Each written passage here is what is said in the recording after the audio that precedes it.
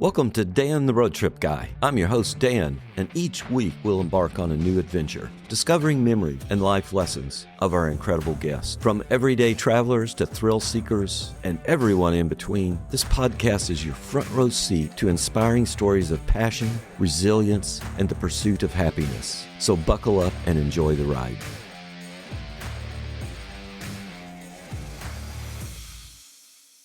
I am always appreciative when a friend introduces me to what becomes a new friend of mine. And that's exactly what happened. I was introduced to my guest today, Tyler Bradshaw, by a mutual friend of ours. Tyler is the executive director of the Nuxhall Foundation. If you're from Cincinnati, you probably recognize that name, Nuxhall. He was a Cincinnati Reds baseball player and then went on to a long career in broadcasting alongside his broadcast partner, Marty Brennaman. But back to Tyler. Tyler leads this organization and is continuing on the legacy of Joe Nuxhall in a variety of ways, but most importantly, touching the lives of people in Cincinnati. Tyler and I are going to take a virtual ride around Cincinnati, talk about his life, cars and trips, leading the Nuxhall Foundation. He'll also talk about the death of his father by suicide. I hope you enjoy this virtual ride with Tyler.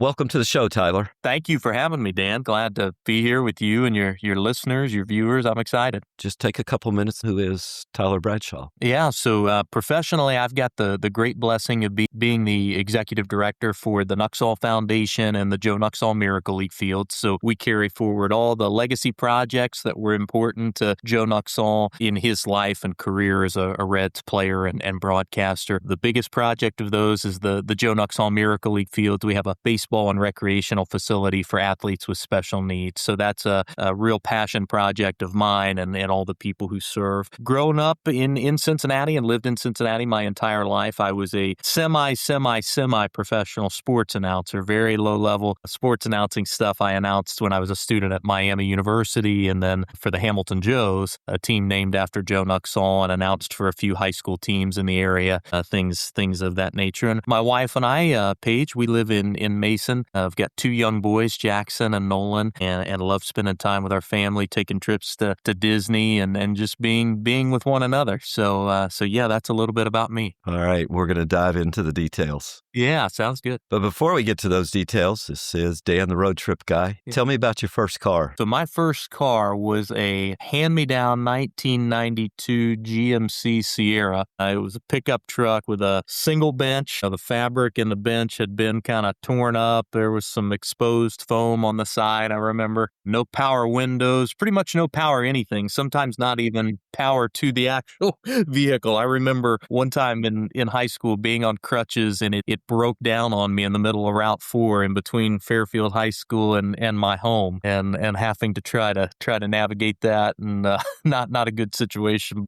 Honestly, it was a great first vehicle because it was big enough that if there was going to be damage done, it probably wasn't to me. I remember on the first day of school, actually the first day I ever drove to school, I got rear-ended by another classmate in the parking lot at Fairfield High School. Boy, that was a strong bumper because you couldn't even tell that thing had been touched. It was pretty impressive. But yeah, I think it was a 92 GMC Sierra gray. Yeah, it was a good one.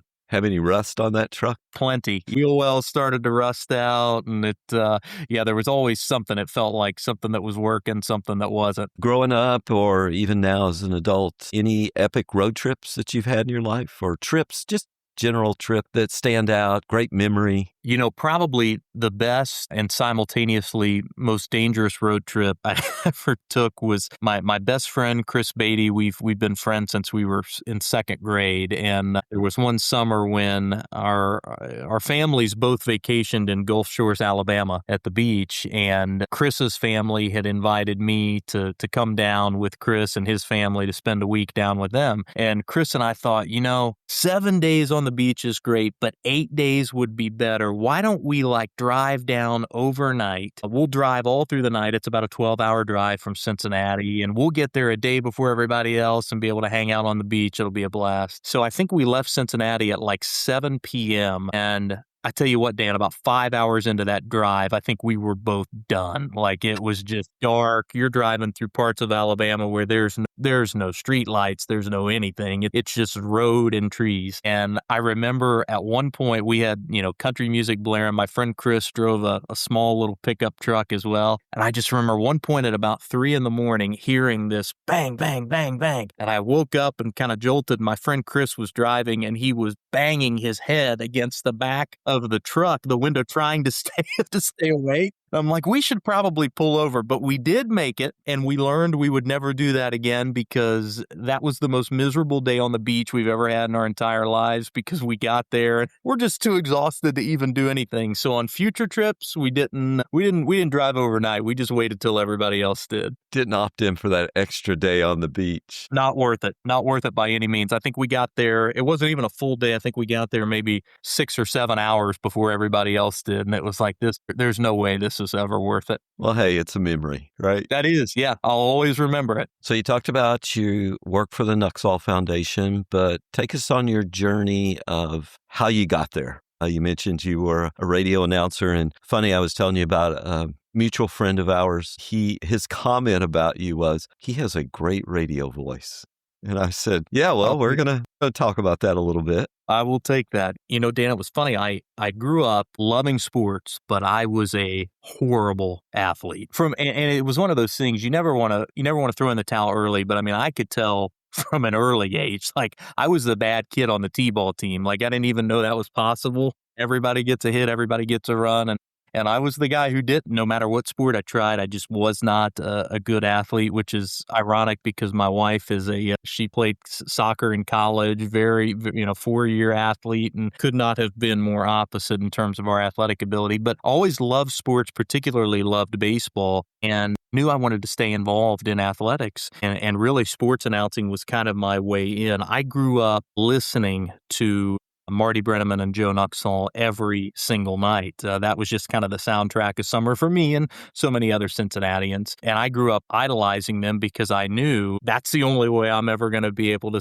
stay relevant in sports would be to be as an announcer. But I was also terrified of public speaking in high school, which is not a good combination for a guy who wants to go the route. So when I got to college, I was a student at Miami Hamilton, and I'll never forget, there was a day I was walking down the stairwell in Mosler Hall, and there was a flyer that said they were looking for a sports announcer, the next voice of the Harriers. It was a really flashy title. And there was a little ticket you could tear off. So I took the ticket, called the athletic director and went in, and not a very thorough vetting process. He sat me down on the couch in his office. He handed me a script for a hot dog advertisement.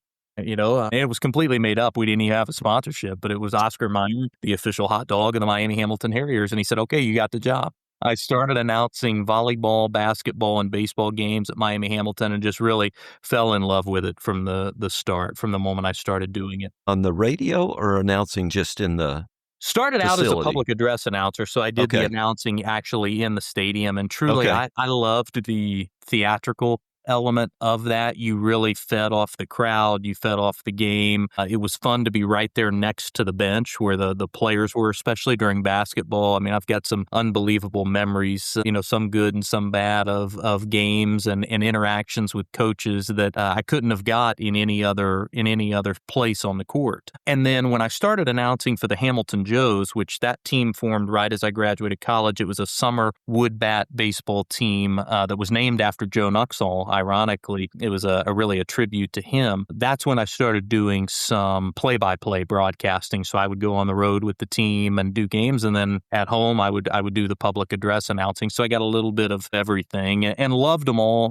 The public address announcing is fun because, like I said, that's a bit more of I think a responsive performance is probably the best way to describe it. You would do something or say something and you would feel the crowd cheer differently, or you would hear them laugh about, we used to do one of my favorite things we ever did is I would come over the PA in a really solemn voice, and I would say, ladies and gentlemen, we're looking for the owner of a red Honda license plate GMH 7738. And I'd pause and then I'd say, your car's been selected as the dirtiest car in the parking lot, and your prize is a free car wash, compliments of our sponsors at, I think it was Splash and Dash auto wash is what it was. So I loved that because every night you could hear people laugh and it was fun. But the radio broadcasting was a lot of fun because there was a storytelling element to that was really beautiful. That's what I've always told people. Radio broadcasting is an art form with any sport, but particularly a beautiful art form with the game of baseball because it's a 3-hour game and there's a lot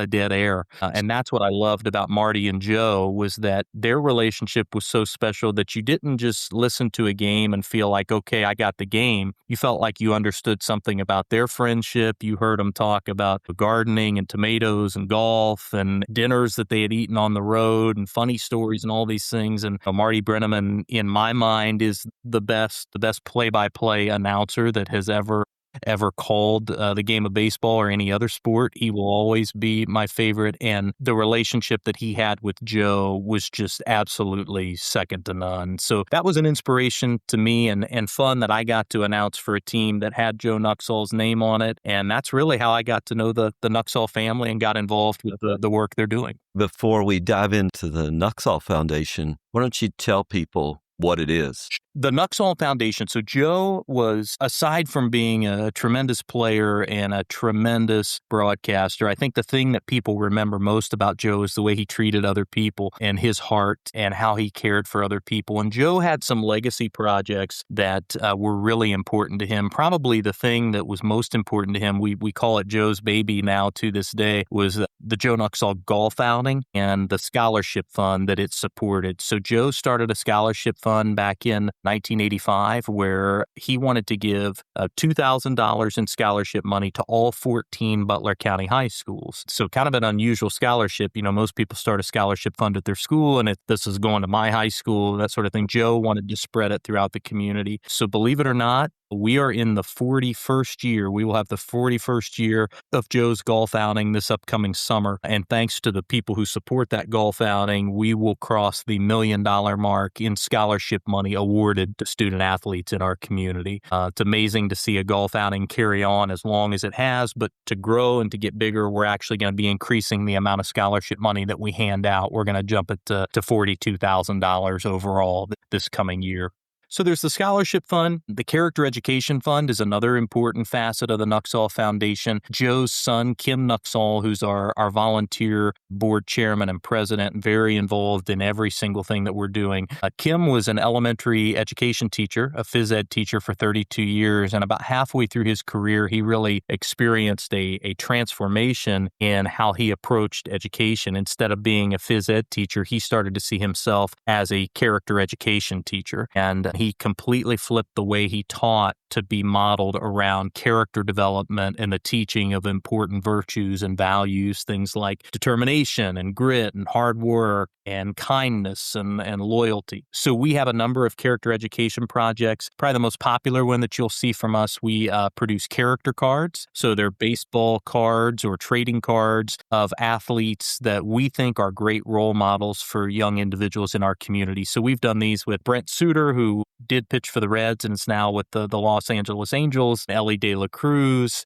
Hunter Green, Teddy Kramer, the Reds bat boy with Down syndrome, Sean Casey, Local 12 Sheila Gray, number of different people. And we hand those out for free to schools and sports teams as a way to just drive home a character message. But the biggest part of what we do is the Joe Nuxhall Miracle League Fields, which is a baseball and recreational facility for athletes with special needs. So we have a really simple belief that every individual with every challenge deserves every chance to play the game of baseball, regardless of their abilities or disabilities, regardless of their age. We have players as young as the age of 4. Our oldest player was actually 80 years old.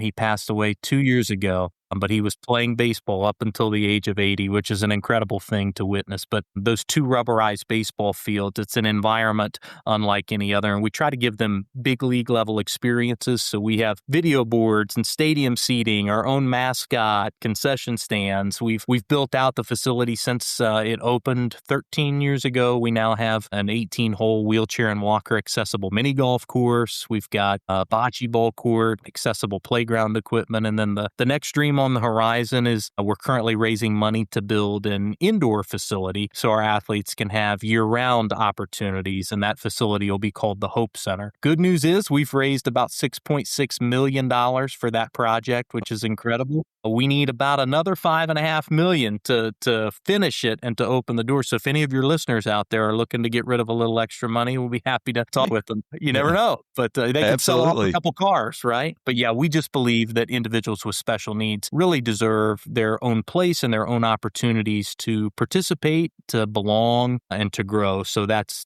primarily what we do there. It's amazing Joe's legacy continues to live on. You know, honestly, Dan, I am shocked that Joe has been gone now for 18 years. I still, to this day, will interact with folks at, the Miracle League fields, at Reds games, at Reds Fest, and they'll come up and they'll tell us stories or interactions that they had with Joe, and the memories are so vivid and so fresh, it's like they happened yesterday. And in some cases, they're talking about, I remember when I played in a Little League game against Joe Nuxhall when he was 12 years old or whatever it may be. But I think it's because the way Joe treated people with such kindness, never turned down an autograph, never turned down an opportunity to interact with a fan, really gave his life to this community and to making it a better place. I think that's why those 40, 50, 60-year-old memories are so vivid in our community, is because they're the highlight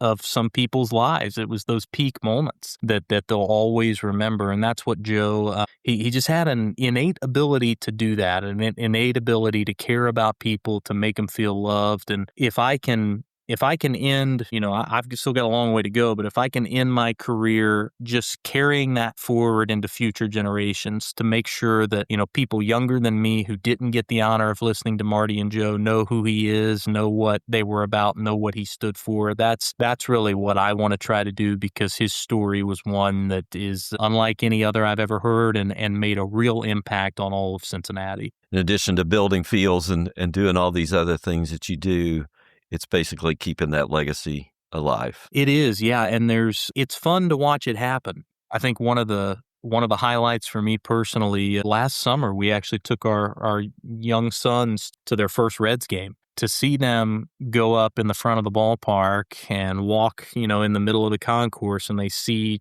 Joe's statue and they walk up and they touch it and they look at it, and now that's become a tradition every time we've gone back. My oldest son, Jackson, in particular, he says, I want to go see Joe. He won't go in the ballpark without going to see that statue. Yeah, the superstitious guy in me loves that. I love the routine and things like that. But it's just special to know that there's a generation of young people now who didn't get the opportunity to listen to Marty and Joe. They may have never got the opportunity to interact with Joe, yet his story still has an impact on the way they live their lives. That's an incredible thing. And it's not easy to have that happen, but that's just the caliber of life that Joe lived. And I think people are going to be talking about Joe long after I'm gone, and it's a reflection of all the things happening in his name that I think make that possible. Well, we hope you can raise those funds. And let's hope so. Get that built. We're making great progress. Where is the Miracle Field? So we're located in Fairfield. If you're familiar with the Waterworks Park, Joyce Park area, we're kind of tucked back there on Grow Lane, and the Hope Center will actually be built right there next to the currently existing fields. So the beautiful part about that, it will create this year-round campus for athletes with special needs where they can come for outdoor programming, indoor programming, or sometimes maybe it'll be a combination of the two. It's really going to create what we think will be the world's most inclusive campus for athletes with special needs right there in one site. Well, thank you for everything you're doing. Happy to do it. And if any of your listeners, the thing I always encourage people to do, just stop out and experience a game.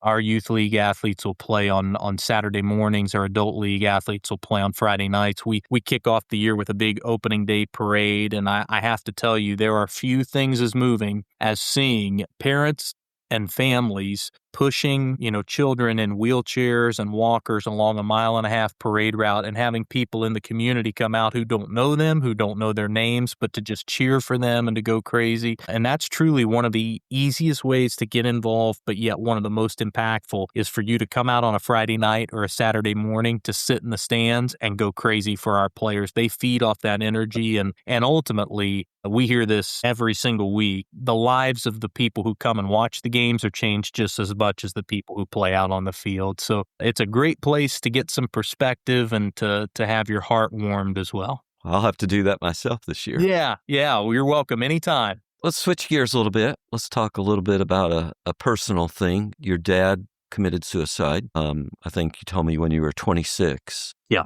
Tell my listeners, because I'm sure there are people listening who have experienced this type of trauma. How did you deal with that? It was so difficult because my dad, Scott Bradshaw, he was the type of guy who was like so outwardly friendly, happy, seemed joy-filled all the time. I mean, he was the guy who was constantly the life of the party. He was the kind of guy who wanted to be around other people. And I think stereotypically in my mind, he was not the kind of person that I would envision suffered from mental illness or would experience suicidal ideations. I didn't know about my father's depression until I was a junior in high school. I came home one day and my mom was at the house, my grandpa was at the house, and my dad's boss. Never a good combination when your dad's employer comes over to the house. They told me, they said, "Tyler, we don't know where your dad is." And they ended up telling me at that point that my dad, for nearly all of his adult life, had struggled with depression, and that his way of dealing with it was that he would just take off, didn't know where he would go. And truthfully, Dan, I didn't believe it.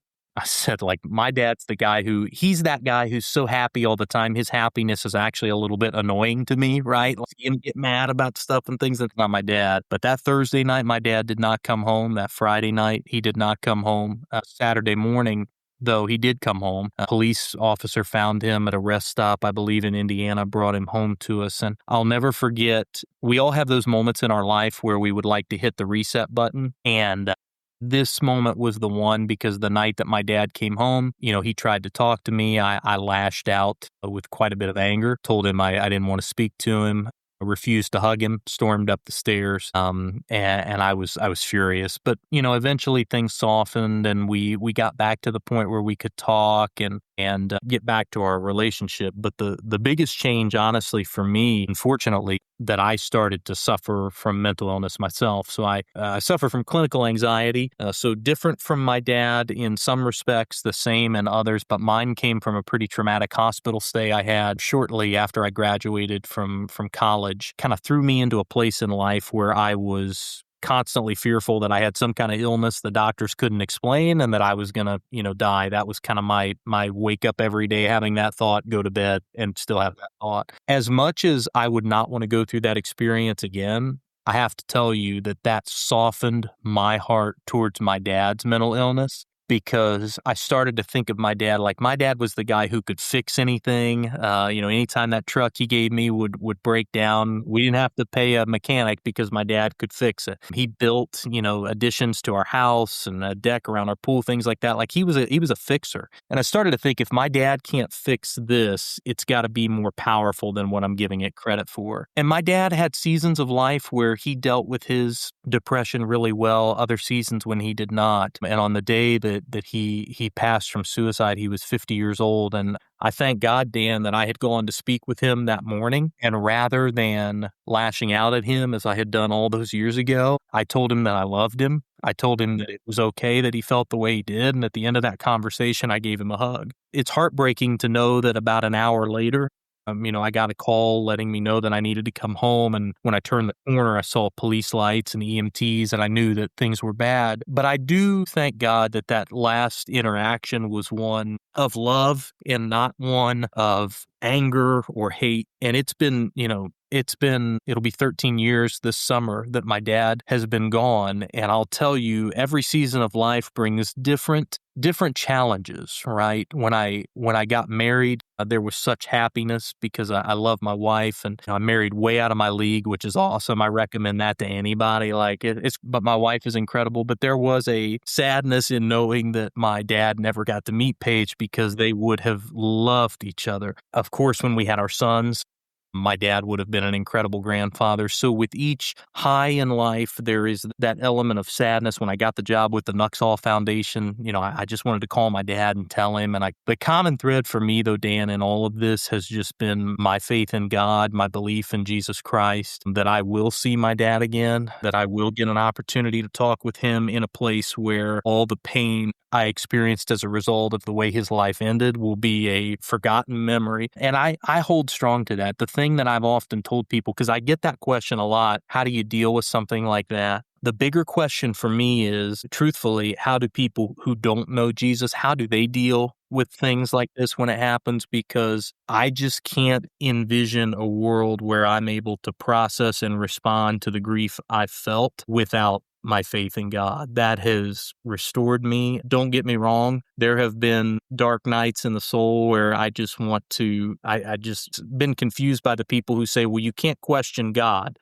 I don't question that he's in charge, but I can ask him questions, right? I can ask him, why did this happen? What's the purpose behind this? I can express my frustration that God, of all the paths you could have chosen for me, why this one? But even in those questions, for me, those questions still acknowledge that he's in control, because if I didn't think he was in control, I wouldn't even ask the question, right? But the fact that I'm asking them, I think, acknowledges it. I had some really godly, faithful men that walked alongside me throughout this, Kim Nuxhall being one of them. I mean, he truly, nobody ever replaced my dad, but all these different people in my life came around me that represented and reflected little elements of my dad's personality and his life. And Kim Nuxhall was that loving, caring, thoughtful side of my dad that I missed. And I thank God that we became friends, that I got to know him more. And now that I get to work with him on a daily basis, it's been a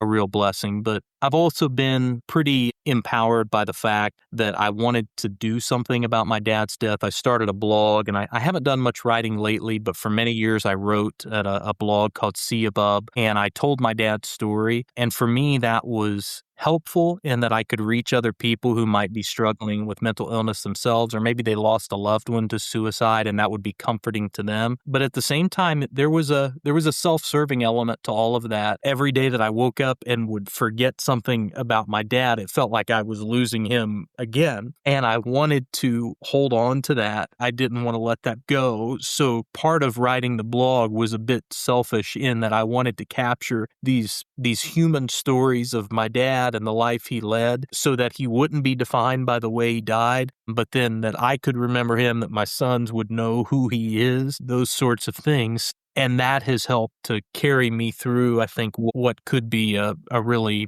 difficult chapter of life. But there's not a day that goes by that I don't miss him. Sure. He was the guy. I always joked with people, I was the only sports announcer in America whose parents came to every game.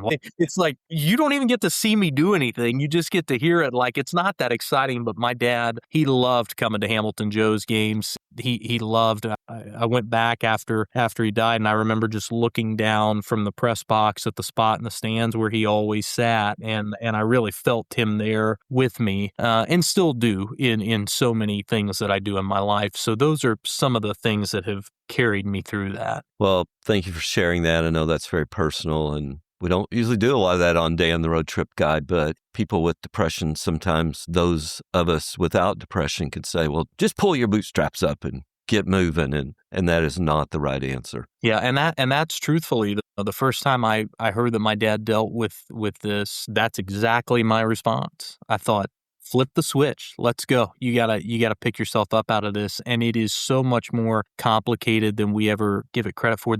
I do some speaking in local schools about losing my dad and mental illness. And the refrain I always say to them is that it's okay for you to not be okay, but it is not okay for you to stay that way. Meaning, if you're suffering from any mental illness, depression, anxiety, bipolar disorder, schizophrenia, whatever it may be, it is not your fault that that happened. You didn't bring this upon yourself. It's not okay for you to stay in that place where you let that control you, meaning there are places you can go get help. One of the hardest parts in all of this, my dad grew up in an age and an era where there was really just a massive, massive stigma that still exists to a certain extent, but it's lower, about mental illness, about being open with what you're dealing with and going to seek help. And my dad, God love him, would not go speak with a therapist, would not go. He took medication, but even our doctors tried to push him like, you need to go speak with somebody who really works in this realm on a daily basis. So I try, as a way to make sure this doesn't happen to other families, I try to talk about my dad's story and my story openly, because I don't want people to feel ashamed if they need to go help. I mean, I go see a therapist once a month, and some months we don't have anything to talk about but baseball. Everything's great and it's good. And then other months things are heavy and we need to talk and we need to process things. And there's sometimes I have to go more than once a month. But I just want to get to a point where the shame that my dad felt for suffering from depression isn't a thing anymore. And I know that, in my lifetime, I may never see that disappear, but gosh, if I can drive back the clock, a little bit at a time, it's scary. In the United States, there's somebody who passes from suicide on average every 11 minutes. That's a scary, frightening statistic. And I just hope if I can get to the end of the road and that clock's been pushed back to, 13, 14, 15, 20 minutes. I mean, those are tangible lives that have been impacted and saved. So more than anything, I think that has kept me going and wanting to make sure that this is, fought against as best we can. Well, thank you. Thank you for impacting. You're impacting professionally and personally. So keep it up. Yeah, I hope so. Well, we'll switch to maybe a little more lighthearted. Yeah. Imagine for a moment you could take a road trip with anyone, living or deceased. Who would it be? Where would you go? What would you talk about? How big is the car? Can I fit a couple guys in there? I just had a guest on who decided it was going to be a minivan. That's what, it could be a bus.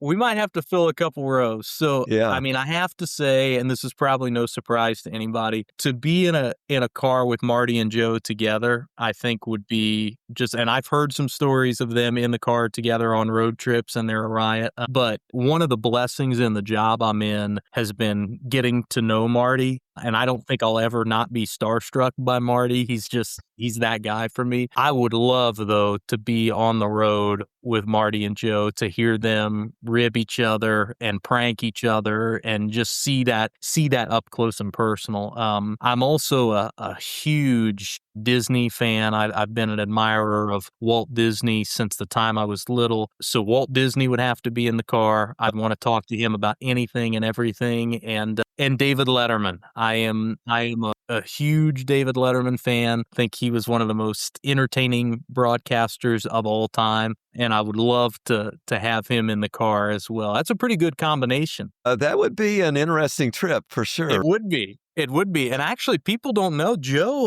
was actually going to be on David Letterman's show. Letterman grew up in Indianapolis, and they ended up having somebody else on the show. But gosh, I wish that would have happened, because I would have loved to have seen them together. That would have been something for the ages. Well, thank you for sharing that. That would be a fun trip. Yes, it would. Yeah, and I'm good to go anywhere. We'll say Disney World, because that's my favorite place to go. And if Walt's there, then you're probably going to have to go. Yeah.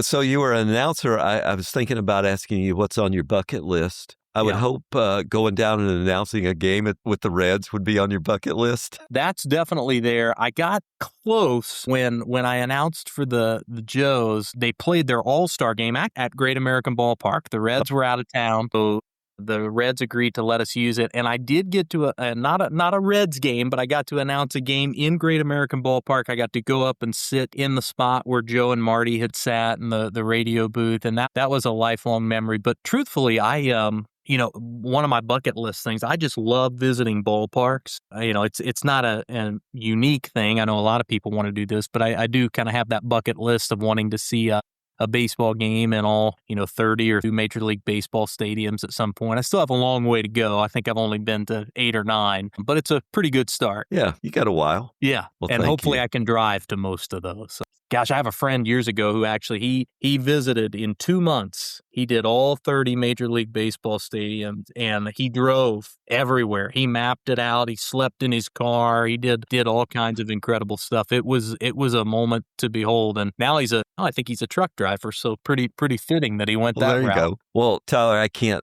thank you enough for doing this, and I'm so happy. Before we leave, get out of our little virtual road trip here, leave my listeners with some life advice. You've already given a lot, but what is one nugget you could leave them with? I think for me, it's always the other guy I might add in on that road trip, and this will lead me to that point, which having him in the same car as the crew I mentioned would be pretty interesting, is Mr. Rogers. I've always been a lifelong admirer of Fred Rogers and the way that he treated people. And I think that the thing, especially after losing my dad, there was a Fred Rogers quote that said, "If feelings are mentionable, then they're manageable."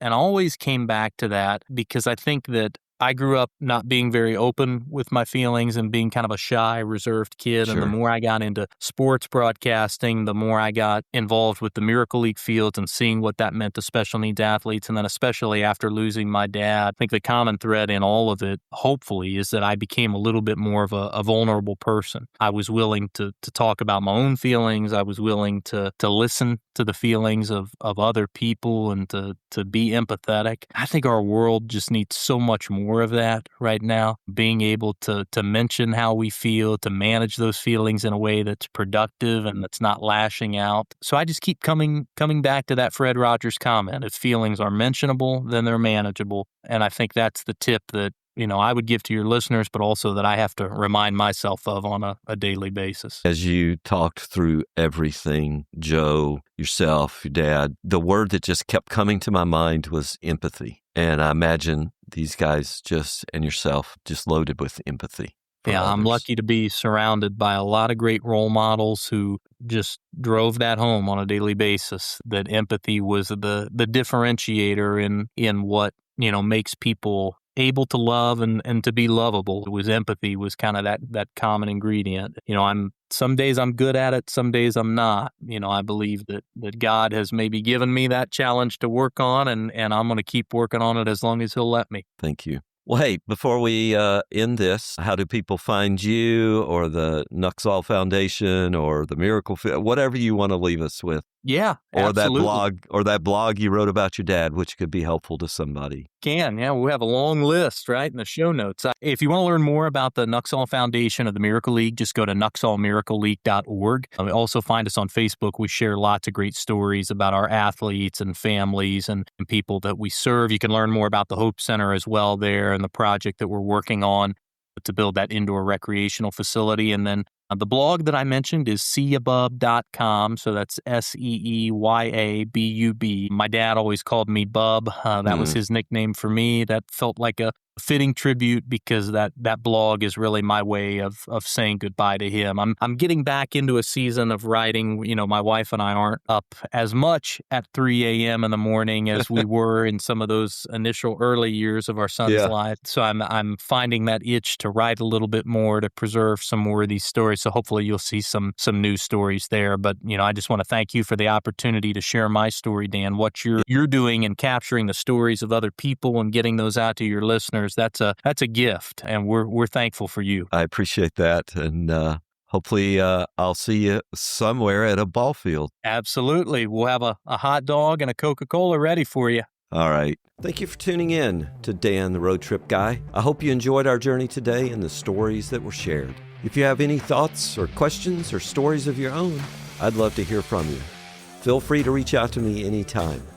Don't forget to share this podcast with your friends and family and help us to spread the joy of road trips and great conversations. Until next time, keep driving, keep exploring, and keep having those amazing conversations. Safe travels. And remember, you can find me on the internet at dantheroadtripguy.com.